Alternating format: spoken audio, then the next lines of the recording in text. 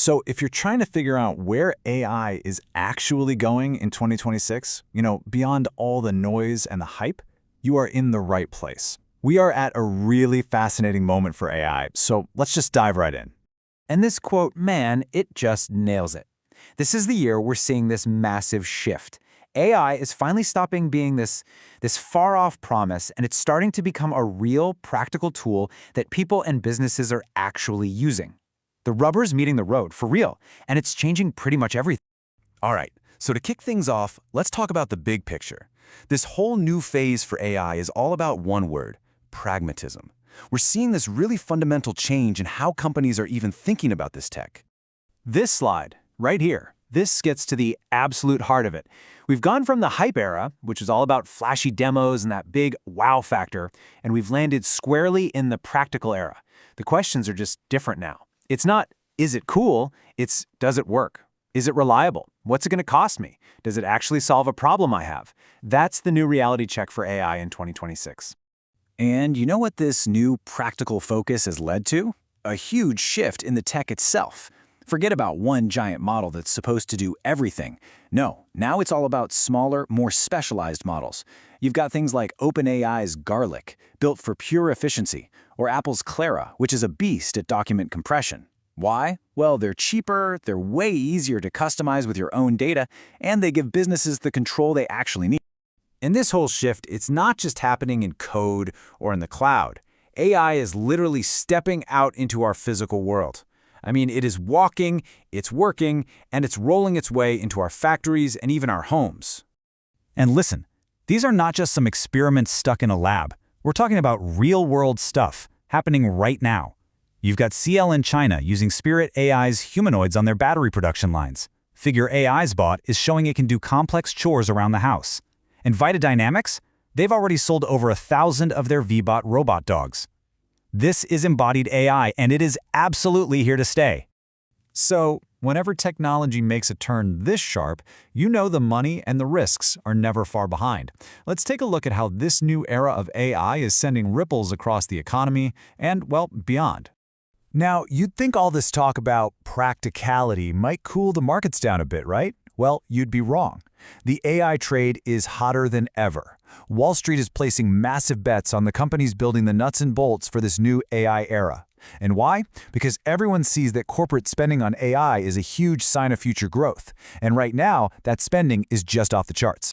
But all this excitement, of course, raises that one critical question. Is this whole thing a sustainable rally built on real value? Or is 2026 the year the AI bubble finally gets its first big reality check? That is the billion-dollar question, and honestly, nobody knows for sure. But Wall Street isn't the only place this high-stakes game is being played. The very same AI that's driving all this market frenzy is also fueling a completely different and, frankly, more dangerous kind of conflict in the world of cybersecurity. Yeah, in cybersecurity, AI is the ultimate double-edged sword.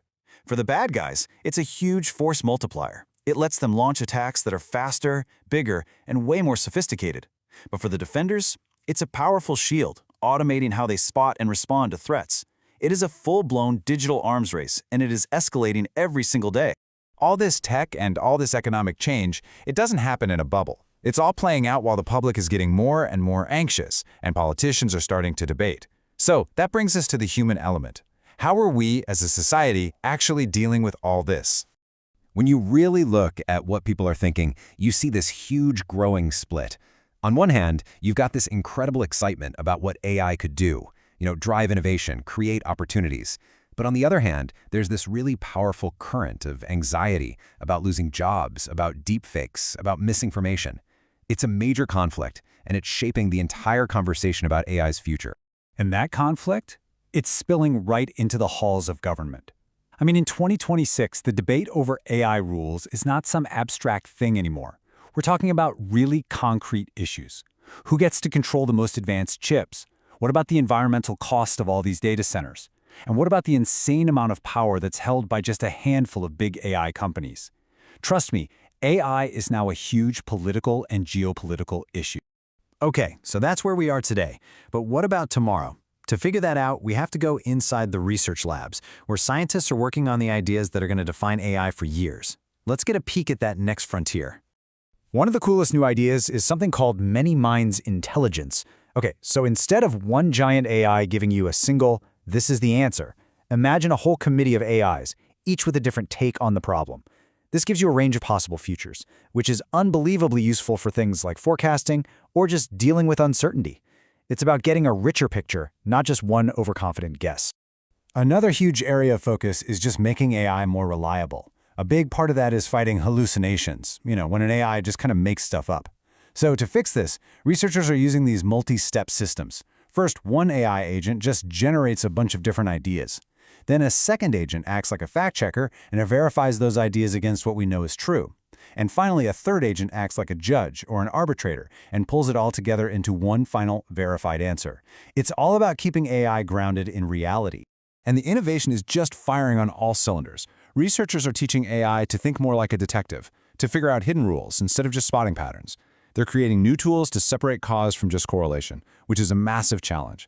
And they're building way better methods to train the AI that's going to power things like self-driving cars. The pace is just relentless. So we've looked at the big picture, the industry, the markets, the public, the labs. But what does all of this actually mean for you? If you're building stuff with AI, or even just using it every day, how should you be thinking about this new era? Okay, if you are a developer, a creator, an artist, anybody who builds things, this is the single most important takeaway right now. The future is not about these giant one-size-fits-all models. It's about smaller, more specialized, tool-like agents that you can actually customize with your own data and plug directly into your own projects. That's where the real magic is happening. What this means is if you're building anything with AI this year, your whole strategy needs to change. You need to stop asking what's the biggest, most powerful model and start asking what's the right tool for my specific job. You need to be thinking about cost, speed, control over your data, and how well it actually fits the problem you're trying to solve. And that's really what it all comes down to. From the move to smaller, practical models to the high-stakes bets being made on Wall Street, 2026 is the year AI finally sheds its skin of pure hype and becomes this tangible, powerful, and, let's be honest, incredibly complex part of our world. And that leaves us with one last really big question. We've proven we can make AI more practical. We've shown we can make it more powerful. But are we also making it wiser?